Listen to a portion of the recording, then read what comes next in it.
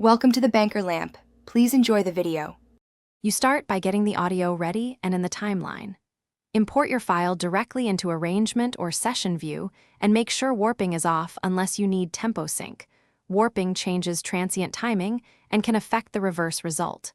Once the clip is placed, consolidate if you'll edit multiple splits so you have one clean region to flip. Make sure clip gain and fades are set cleanly. This prevents clicks when you reverse and keeps transient behavior predictable. You now flip the audio.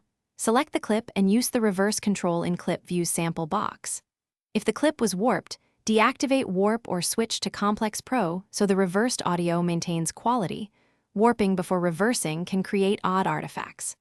Once reversed, scrub through to verify transients land as expected.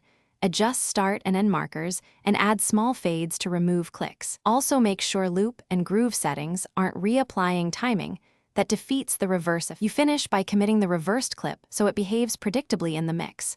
Render or freeze and flatten the track, then export at your project sample rate. If you hear clicks, add short 5 to 20 ms crossfades or gentle fade-ins and fade-outs at the boundaries. This smooths discontinuities. If the reverse sounds time-shifted or warped, make sure warp markers are cleared and the groove pool isn't applying timing. Once done, label the track clearly so you can revert to the original when needed.